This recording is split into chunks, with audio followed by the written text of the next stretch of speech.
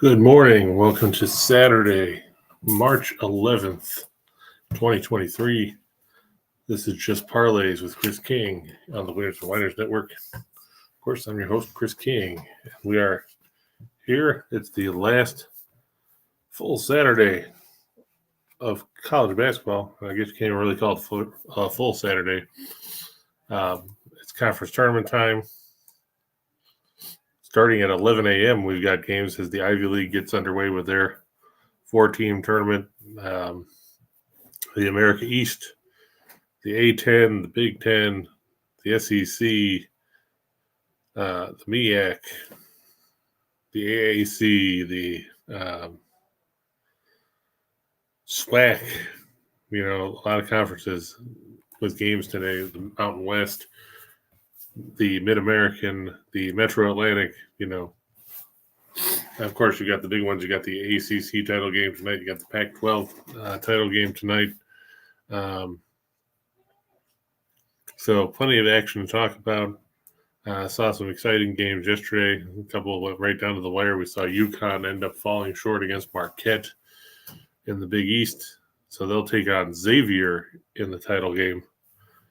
Xavier putting on a clinic after they kind of struggled against DePaul for long stretches of that game. Morning, T-Train. Good to see you. Morning, Crystal. I'm not fully awake yet, but that's because I stayed up to watch Bill Walton and the Conference of Champions. Not sure if anybody watched the game last night because it ended about 2:30 this morning. About 2 o'clock anyway. Bill Walton saying Washington State should be a tournament team despite being 17-16 on the year. Of course, Bill Walton also said the entire Pac-12 should be in the NCAA tournament. I'm not sure how the selection committee is going to think about putting Cal in at 3-29. What else we see in college hoops yesterday? Sam Houston State was beaten by Grand Canyon. That was disappointing. And they'll take on, so Grand Canyon, the Antelopes, will take on Southern Utah, who won one of the wildest games of recent memory, at least this week. Southern Utah was down 75-56 with under 6 minutes to play. Outscored Utah Valley 32-13 the rest of the way. They had a 4-point play with 4 seconds remaining to beat Utah Valley 89-88. Utah Valley had one last chance, missed a layup with 3 seconds to go, and that was it. So Utah Valley in that game, they shot 55.4% from the field. They led by as many as what? I think it was 21 points. They missed 4 free throws in a row down the stretch. And we've talked about it. If we talked about it once, we've talked about it 100 times. You've got to be able to make free throws in March. If you don't, and you let a team back in a game, you can get yourself wiped right out of the tournament. And that's what the Utah Valley Wolverines found out yesterday. Sure, they were 25-8 going in, or 25-7 going in. They were 15-3 in the conference. They were the number 1 seed in the WAC. They're gone. So it'll be Grand Canyon and Southern Utah for the WAC title. So that'll be an interesting one to see what pans out. But it has to be a disappointing defeat. T-Trade going with Purdue over Ohio State tonight. And a sprinkle on Yale against Cornell. See, I like Cornell with the points there just because Ryan Earl's team, they like to run and they can shoot the basketball. It'll be an interesting one. I think Yale will win the game. I just think that it was 7 points last night. I think 7 was a little too high. But it'll be interesting. I agree with you about Purdue. I know everybody's excited about Ohio State all of a sudden because, hey, look, we're Ohio State. We won a few games in a row. So what? You beat a Michigan State team that couldn't shoot straight. You beat Wisconsin. Nobody's ever impressed by beating Wisconsin because Wisconsin beats themselves because they can't shoot or score any points. And they got by Iowa in a game where Iowa only hit 4 3-pointers. I mean, that's basically why they're here. I don't know if Sensabaugh is going to play. I haven't heard anything yet because it's only 9:05.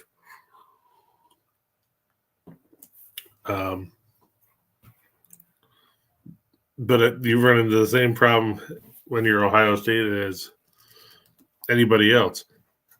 How do you stop Zach Edey? And Mason Gillis looked really good yesterday for Purdue. I don't see how Ohio State is going to hang in. You look at the meetings they had this year. They lost by 2 in Columbus. But when they went to West Lafayette to the Mackey Arena, Purdue whipped them 82-55. So if you split the difference there, they should probably end up losing by double digits.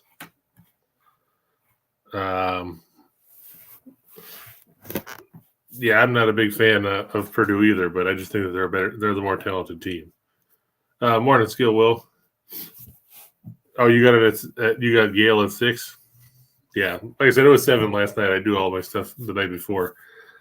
I didn't put Cal State Fullerton in because their game wasn't over when I did all this stuff. Because I was doing the research for this, and then I had to go back and do the write up for the ACC and the Pac-12. So by then, I just wanted to go to bed. Fullerton, UC Santa Barbara is going to be a good game. The Gauchos have put it back together. They struggled for a while there late in the season. They lost 3 in a row, including a 14-point loss to Fullerton at home February 20th. But then they beat Fullerton back in December on the road. I like Fullerton. I like what Dedrick Taylor has done there. They've got some good. Wrightsell's a great player. Max Jones is good. Harris has been a good point guard. Torrey San Antonio, I forgot, was still playing college basketball because it seems like he's been around for about 16 years. But can they stop what's a pretty efficient Santa Barbara offense? Again, that's going to be the question. Can they contain A.J. Mitchell? Can they stop Pierre Lewis and Miles Norris? I don't really factor in Andre Kelly because he's inconsistent. And Wishart doesn't really do a whole lot offensively. If they can contain Mitchell and Lewis and Norris, or Pierre Lewis and Norris, they should be in good shape. But it's gonna be a really good game out there in the Big West. Of course, Fullerton got by UC Irvine yesterday. That was a good game because Wrightsell went for 22. Hit 7-12 from the floor. Vincent Lee had 15 in 18 minutes. Irvine is one of those teams that I thought would be better than what they were this season. They're 23-11, but they were 15-5 in the Big West. They just didn't play up to expectations a lot of the year, and that's disappointing.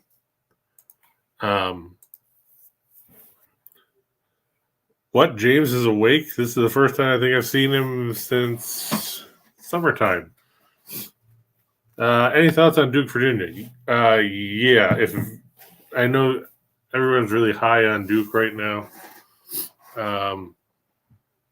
I think what this one comes down to is experience. I think that, Duke, as well as they played against Pitt, and as well as they looked yesterday against Miami, that game was also impacted by the fact that Omeyer got hurt in the first minute and didn't play the rest of the game. I think if Norchad Omeyer had played for Miami, Duke might not have been as successful as they were. And I know that, Duke's out for revenge because their last loss was to Virginia in that game where the ACC came out afterwards and said that they should have called a foul and didn't at the end of regulation, and then Duke lost in overtime. But you look, and this Virginia team they've got guys that have been there seemingly forever. Clark is his 6th year. Beekman has been around a while.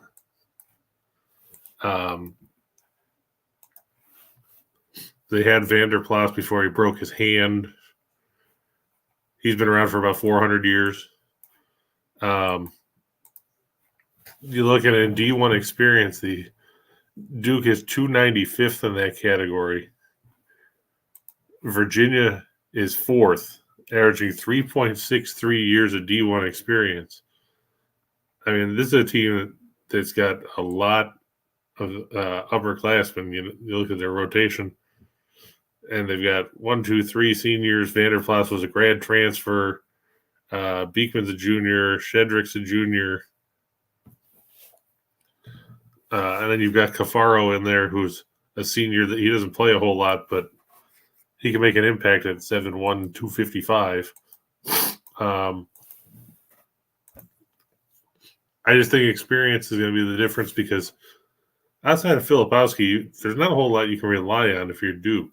Jeremy Roach is okay, but they're the only two guys that average in double figures. I think it's going to be a rock fight. When I wrote the game up, I said it might not even take 65 to win, because you look at the first meeting and it was 69-62 in overtime, but at the end of regulation it was 58-58. And we know how Virginia likes to play basketball with the pack line defense and slowing everybody down and making the game a slog. And Duke's good defensively too. But I'm going to go with Virginia. It has been a while, James. Everything's good.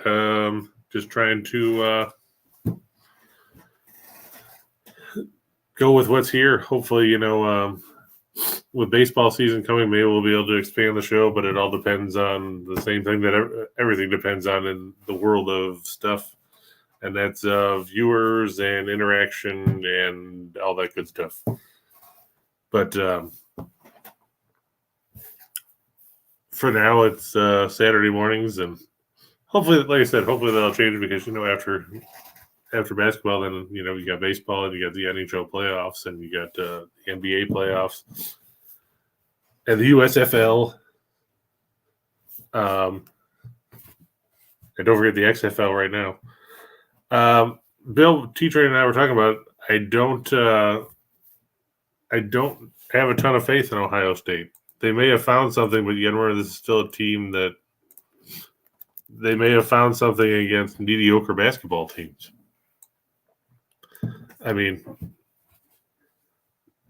beating Wisconsin is no big deal. Beating Iowa when they can't shoot threes is no big deal. And beating Michigan State when they couldn't hit water falling out of a boat isn't a big deal either. I'm trying to see if I can find anything about whether Sensabaugh is going to play or if he's going to remain out. I mean, he's going to have to play. Okay, it says he was supposed to undergo further testing yesterday, but I don't see anything new. If he doesn't play and you take away their leading scoring option, it's going to be tough. Just checking here. Yeah, well, hopefully no more tonight, but we won't tell anybody until tomorrow. So I just think that Ohio State's going to be in trouble today, because it's tough to stop Edey and it's tough to stop Gillis, and hopefully for them, Fletcher Lawyer does more than hit a couple free throws in the last 5 minutes or 4 minutes of the game, because he was scoreless yesterday. But I think Purdue's got enough to put this one away and end this Cinderella story.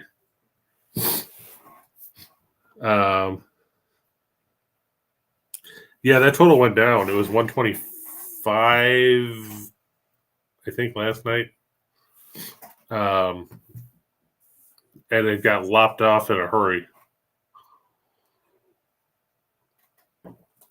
regarding Duke, Virginia. Yeah, I used to live outside of St. Louis, Matt, and I lived in Farmington down off of, what is it, 67? Off of 55 and all that. So I like St. Louis. I like Yuri Collins. I think he's probably the most underrated point guard in college basketball.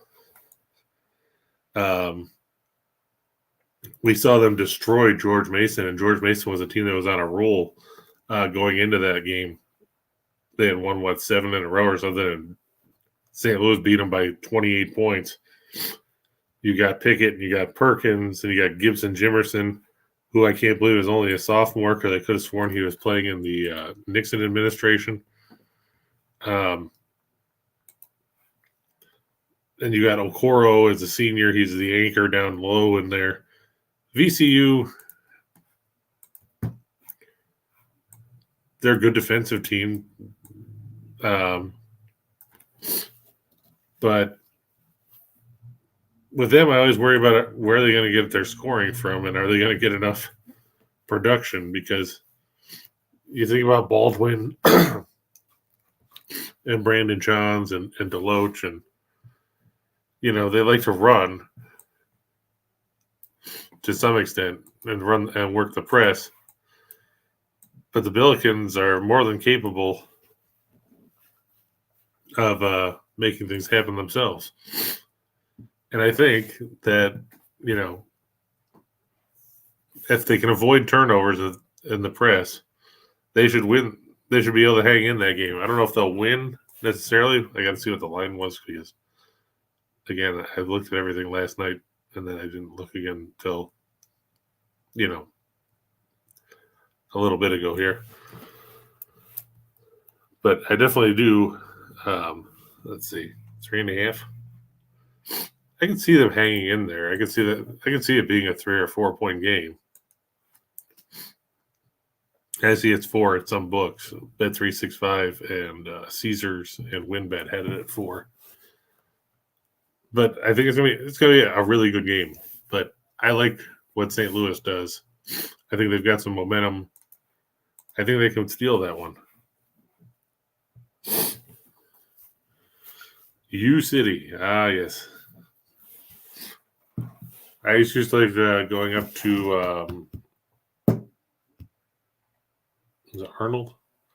Pointer's Pizza. I used to go there up on Big Bend Road. If you haven't been there, you're missing out.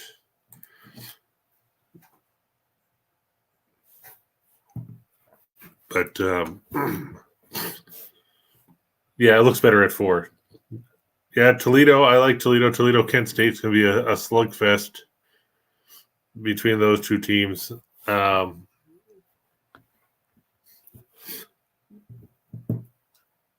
I didn't say St. Louis pizza necessarily. I know everybody out there likes emos, and I think you have to be an emo to like emos because that stuff is basically like eating crackers. I like my pizza to have substance, but I digress.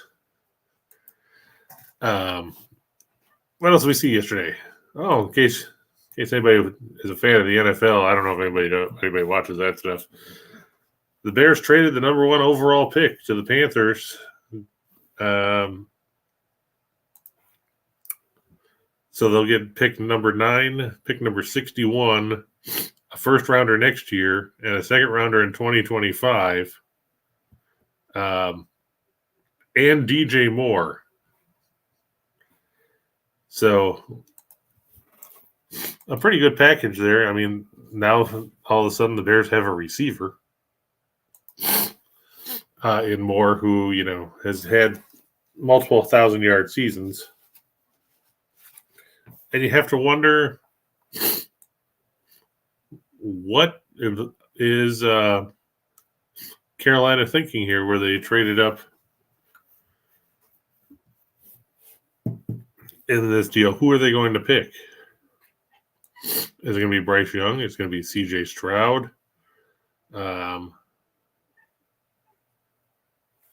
And how do they replace Moore's production? Because now you're going to have a rookie quarterback. And you don't have a receiver for him to throw to. I know everybody's going to be like, well, come on, they've got that guy. And that's basically it, because you look at the rest of their depth chart, and it was uninspiring, to say the least. Moore caught 63 passes last year for 888 yards because the quarterback play was so terrible. The next highest guy that actually still was on the team at the end of the year was Terrace Marshall, who caught 28 passes. That's not going to get it done. I know you could say, well, he had Sam Darnold and Baker Mayfield and P.J. Walker throwing the ball. It doesn't matter. Now you're going to have a rookie quarterback who's going to need targets, and you don't have anybody because you just traded away your best option. Daniel Jones getting paid, and Lamar, I don't know. I thought it was interesting that, Jackson, they said they were going to stick the non-exclusive franchise tag on him, and then all of a sudden, everybody that needed a quarterback wasn't interested. You saw the Raiders said, we're not interested. And all the Falcons were not interested, even though there had been talk that Atlanta was trying to work a deal to get him. It makes no sense. Lamar does need an agent. It reminds me of, the statement about how a lawyer who has himself, or a person who has himself as a lawyer, is a fool for a client. He needs an agent. You're right. I'll be interested to see, will he pull Le'Veon Bell and just say, I'm not going to play? Or what? Because let's face it, the bloom is off the rose when it comes to the relationship between the Ravens and Lamar Jackson. And what happens next remains to be seen, but it'll be interesting. Now,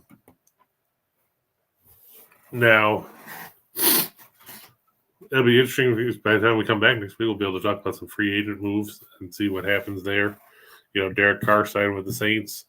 Robert Woods signed with the Texans yesterday. Not exactly sure what he was thinking, other than, he's going to get $7.5 million a year to probably be the number one receiver, because I can't see Brandon Cooks sticking around in Houston if he has any way to get out of it. Now, before we move on to the picks and such, we'll do the usual housekeeping stuff. Make sure that you like and subscribe and hit the thumbs up and all that other happy stuff on YouTube. Ring the bell so you know that when we're on, even though if you've been here before, it's Saturday mornings at 9 a.m. Eastern Time, 6 p.m. or 6 a.m. Pacific, very, very early in Hawaii. Also, if you don't get enough picks here or from the Discord channel, which if you haven't been there yet, you should. A lot of good cappers in there offering up insight and advice and stuff like that. And you want to get even more plays, go to experts.winnersandwhiners.com. There's premium plays from a whole bunch of guys, including Scott Steen and Mason Foles and Matt there and Dave Delano, myself. You can do parlays for me, or you can do individual games as well. And right now, if you use the promo code that's right across the bottom of the screen, hey, 50% is great, 60% is better. How about 70%? That's right. 70% off.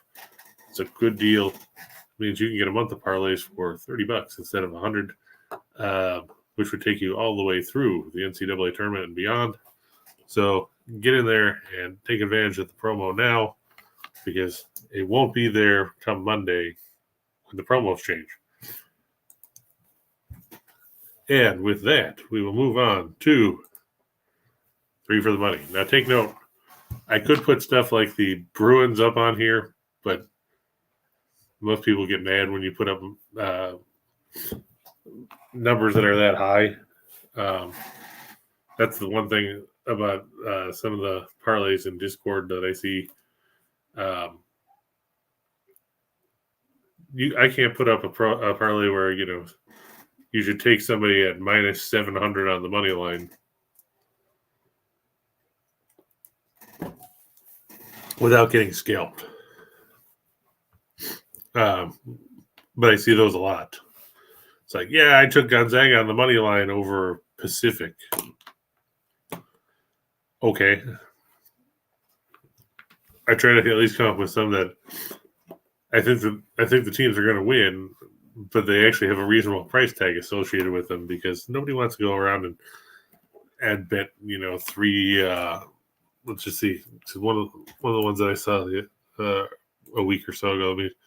I just punch up what it was in the odds calculator.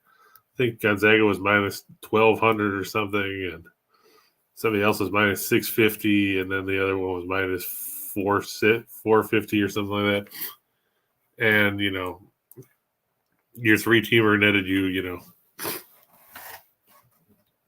if you bet $100, it netted you 52. That's not exactly the kind of return that we're trying to look for.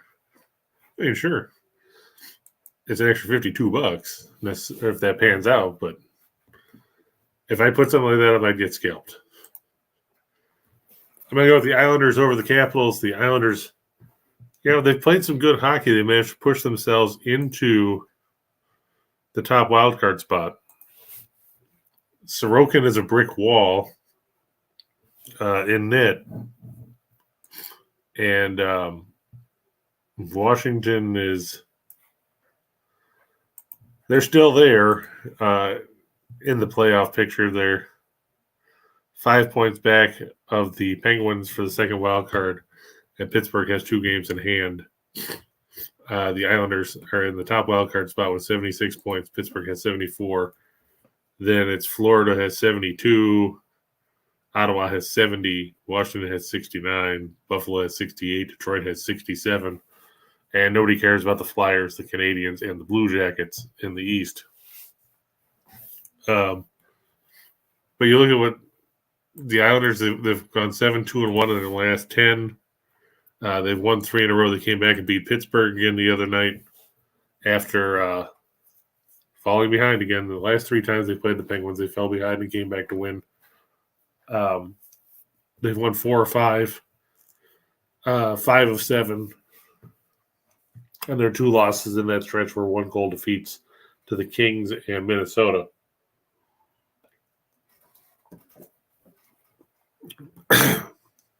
But getting Bo Horvat has been a boost to the offense.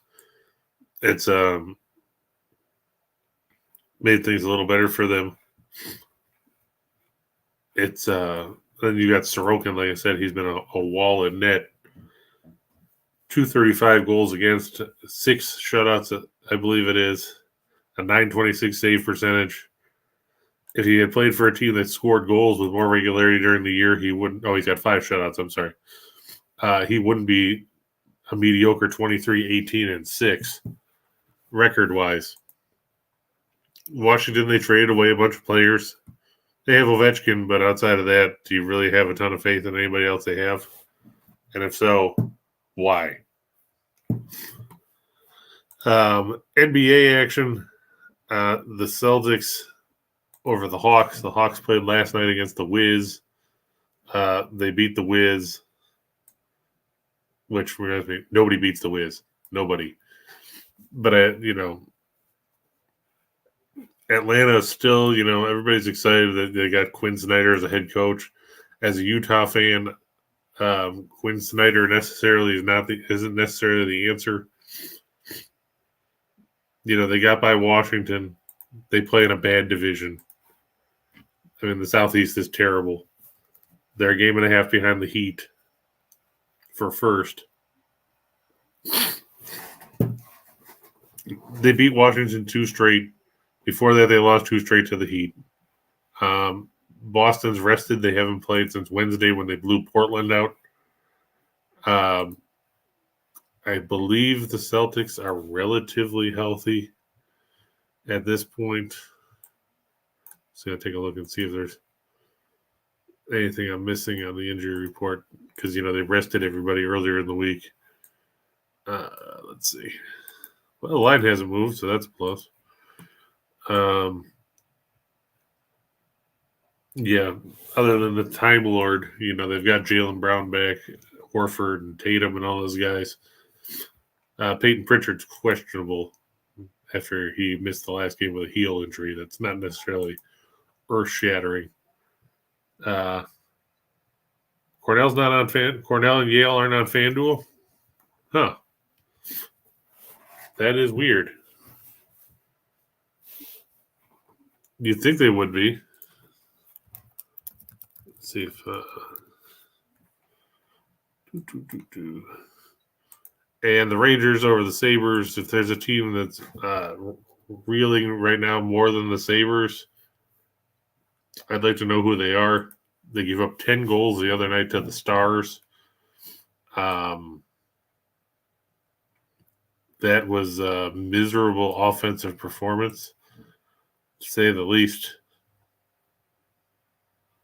Huh. That is weird.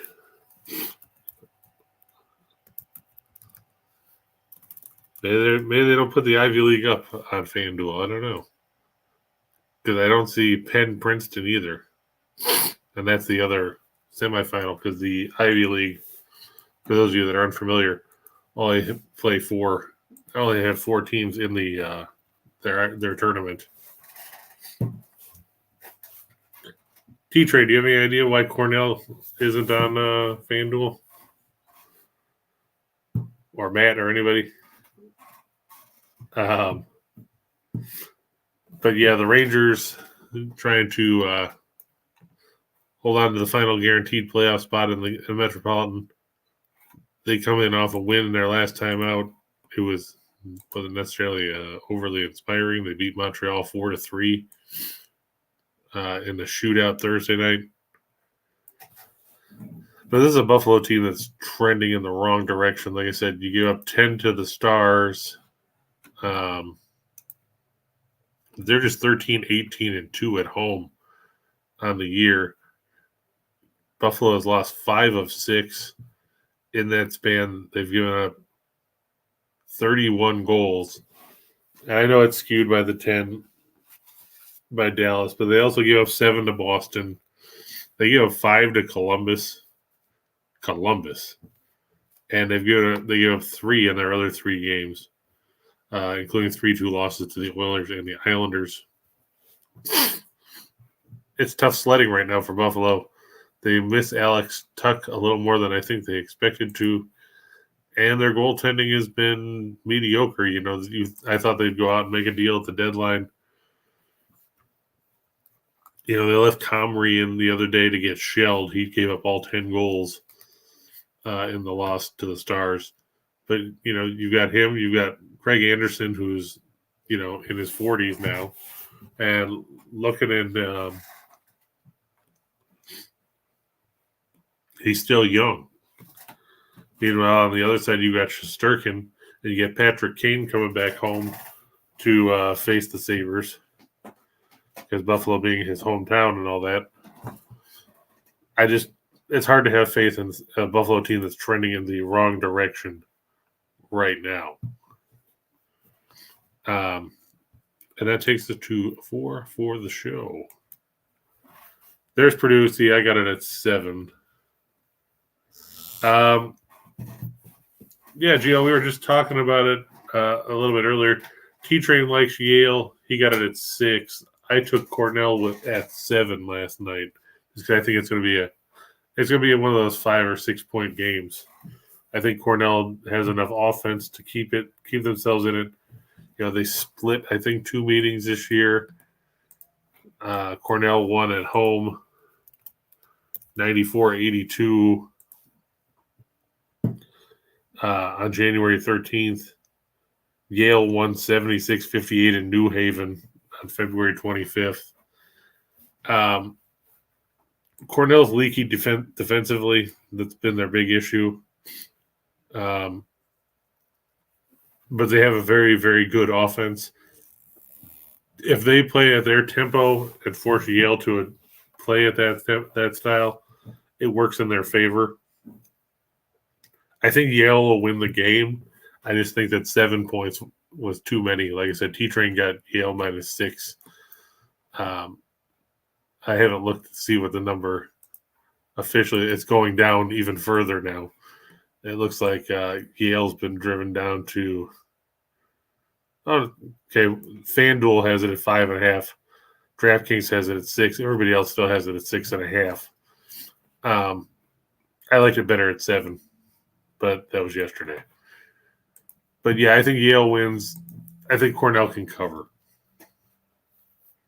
There's Purdue, like T-Train said, it was 6.5 this morning. I don't trust Ohio State. I think they used up all their magical fairy dust getting here. I don't see them stopping Edey. I don't see them stopping Gillis. I don't see Lawyer shooting 0 for 5 from the field. I just think that Purdue, if they want to be considered a team that anybody can take seriously when it comes to the NCAA tournament, this is the kind of game they have to win. We've seen them fold up like a wet cardboard box too often come tournament time. This is a chance for Edey to secure his spot as, the front runner for player of the year and not be a random dud like we've seen them be too often. Carolina over Vegas. Vegas is a team that just can't stay healthy. They lost Stone again. Their goaltending situation has been fluid, to be generous. They have to go on the road to face a Carolina team that's very good at home, 23-7-2. They've won 4 in a row, 8 of their last 10. The Hurricanes have a good goaltending combination with Kochetkov and Anderson. They've got offensive weapons. I'd like to say Vegas is good, but good enough to hang around. But, Hayden Hill's out again. Nicholas Roy, Stone's on long-term IR. They got Logan Thompson back, but that doesn't necessarily instill confidence. They need more from guys like Carlson and Marchessault and what is it? They've got Phil Kessel. I forgot he was there. Shows how much he's contributed this year. And their leading scorer has 51 points. That's not really going to get it done. Carolina, you've got Nekis and you've got Aho and Svechnikov and Tara Vinen and Seth Jarvis and all those guys. I think they should come up with the win on home ice over a Vegas team that's still battling in there with a top spot in the crowded Pacific Division. I just think playing at home works for the Hurricanes. Indiana over Detroit. The Pistons are talking about shutting down Bojan Bogdanovic for the year. The guy that you could have traded at the deadline to try to get some more pieces and didn't. Detroit's dropped 10 in a row. Not a whole lot of good to say about them. I mean, Indiana hasn't been great lately. They had that horrible stretch in late January and then into February. But they bounced back. They've won 4 of 6. They beat the Rockets in overtime. They lost that wild game to the 76ers last week, 147-143. Before that, they rallied to beat the Bulls. They're trying to stay in the race for the play-in tournament. Looking at today's standings, they're 12th.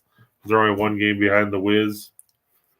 For 10th, they're only 1.5 games behind the 9th place Raptors. And they're only 4 games behind Atlanta for 8th. And these are the kind of games that if you want to be a playoff team, even if it's a fringe playoff team, you have to beat bad teams. And guess what? There are no bad teams or there are no teams that are worse than the Detroit Pistons. 15-52, eliminated from playoff contention. The Pistons are 0-11 against the Central Division this season. They're just 6-34 against the East. Those are some pretty galling numbers when you get right down to it.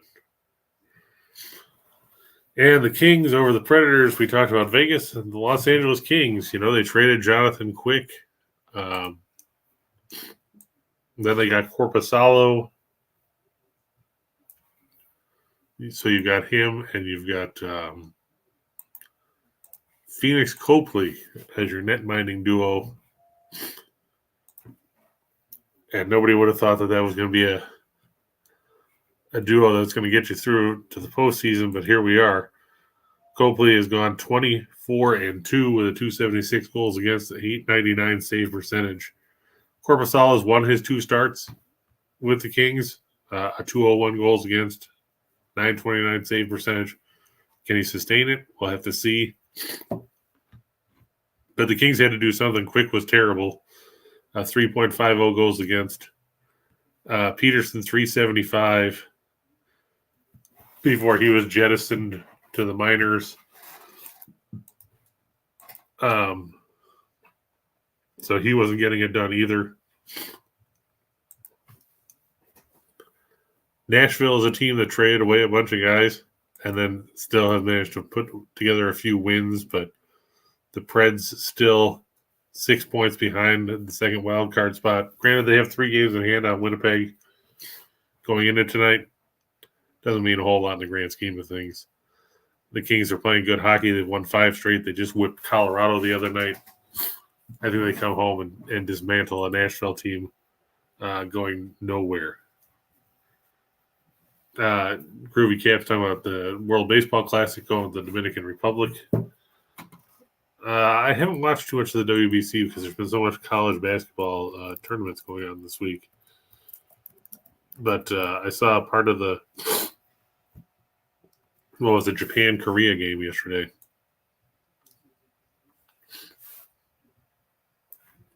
And it should be a good game there with the Dominicans. A lot of talent on a lot of these teams. The Dominicans playing Venezuela at Lone Depot Park.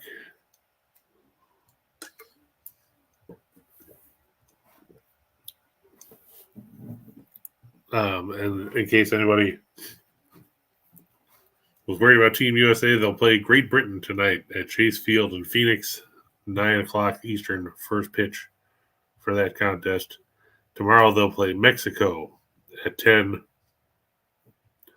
and they'll face Canada on Monday at 10 p.m. Eastern. And that takes us to the shot in the dark. Now remember, there's 10 games here. You don't have to play them all. You can pick and choose.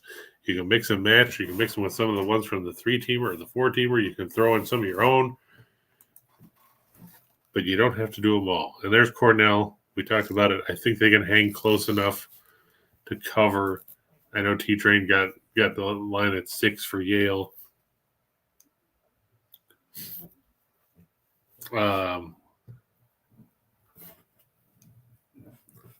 Sengun might score for the Rockets. The problem is they don't play defense. And that's a problem in the NBA. I think a lot will depend on the health of Vucevic and Vucevic and company. Yeah, Sengun, he's averaging 14.8 and 8.8 rebounds. A lot of that is based on the fact that, he's getting minutes, which he wasn't necessarily getting before. But you look at the other 2 centers on the Rockets roster are Cauley Stein, who's been basically a cutout, and Marjanovic, who never plays.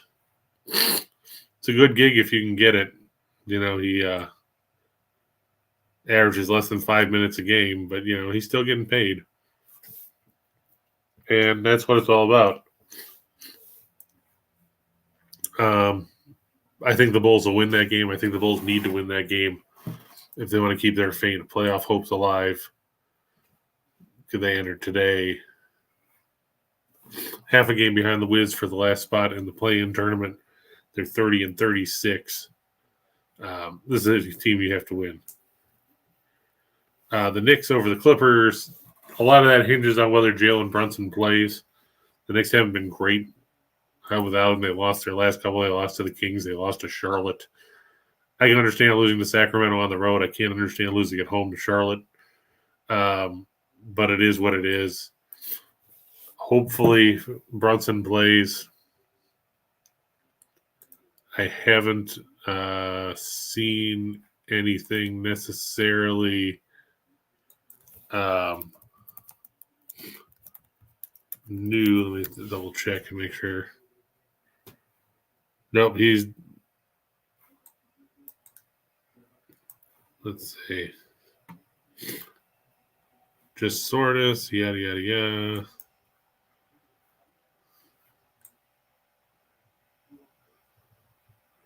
Okay, Brunson's been ruled out now, so that's too bad for the Knicks. This means Randall's going to have to put up some hefty numbers, trying to keep him in it. Princeton over Penn.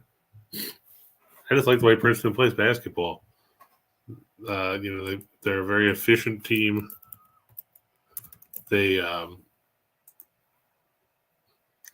won 5 of 7 to close the year, 7 of 10. They beat Penn twice, including last week.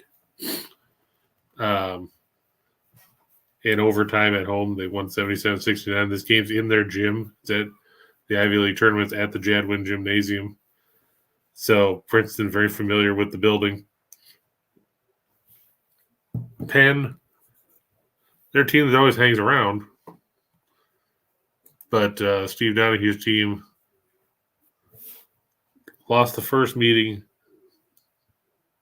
by 12, lost at home, then lost by 8 in overtime.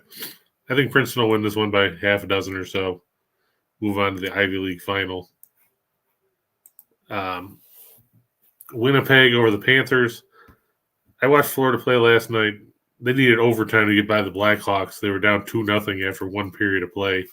Ended up winning 4-3. Less than inspiring, to say the least. I get that the Panthers have won 3 straight. I get that they're trying to hang in. KT train, have a good one. Enjoy the afternoon, and I'll probably catch you on the Discord later if you're around. Make sure you take care of Yogi there. Winnipeg needs a win. They've struggled of late. They hold the final wild card spot in the West, but they're just 2-6-2 in their last 10. It's the worst time of year to go cold when you're in a playoff race.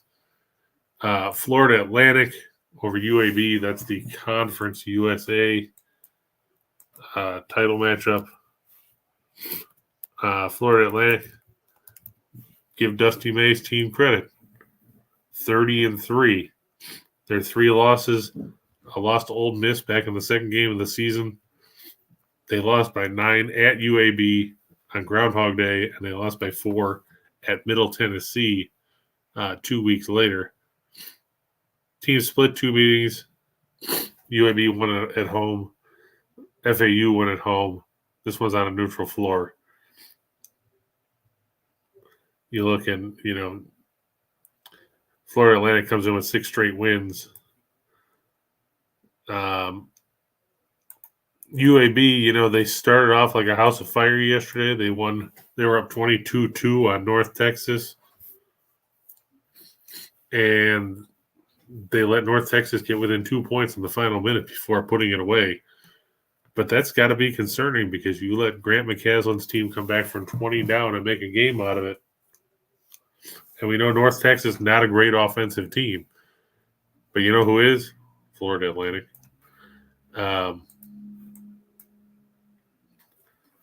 The Owls are 20th in effective field goal percentage. They don't turn it over. They shoot the ball well from outside. They're not afraid to play tempo a little bit. The one thing that's concerning is Florida Atlantic shoots a lot of threes, 44% of their attempts from the field are from beyond the arc. 31st highest rate in the country. They get 37.6% of their offense from three-point range. That's 23rd highest in the country. You got to hope those jumpers are falling, because if they're not, they could be in trouble. The Blues over the Blue Jackets. There's not a whole lot to say about either one of these teams. The Blue Jackets, the worst team in the East. The Blues, 14 points back on the second wild card spot in the West. On the bright side, they've got a bunch of draft picks that they'll be able to use to reload that team going forward. The Coyotes, this one's just for fun but you can get them at, plus 2.5 goals at a reasonable number, or you can still get them at plus money at plus 1.5. Had a similar situation last night with the Flames and the Ducks, and I rode with Anaheim, and they won straight out over Calgary. I think they were going at like plus 280 or something like that. I'm not saying Arizona's going to steal the game, but I can see them making it difficult for the Avs at the Ball Arena. And Orlando over Miami in the battle of teams from the Southeast Division and the Sunshine State.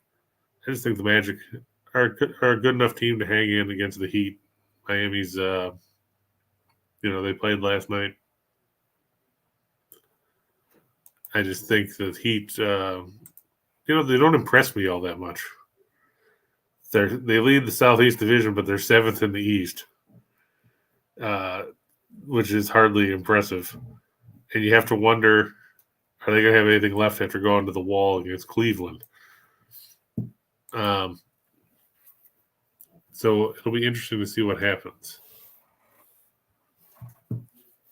And that will do it for today's episode.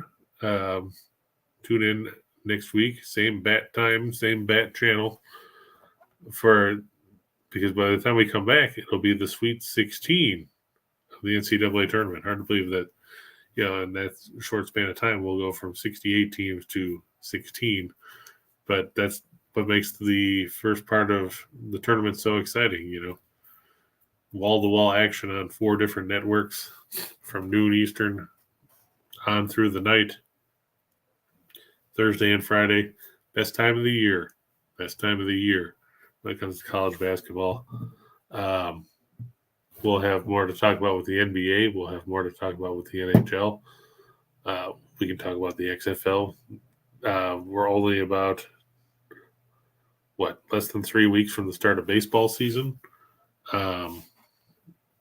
College baseball is already underway, of course. But thanks for being here. Like I said, make sure you hit the like button, subscribe, ring the bell so you know when we're here, and you'll be notified every time a new show is live. Make sure you check out the Discord. The Discord channel, a lot of good information out there. And, of course, like I said, use the promo code run across the bottom of the screen, 70KingH9. Save 70% off all the premiums at experts.winnersandwhiners.com. Enjoy the rest of the day. Enjoy the weekend. Get ready for the madness.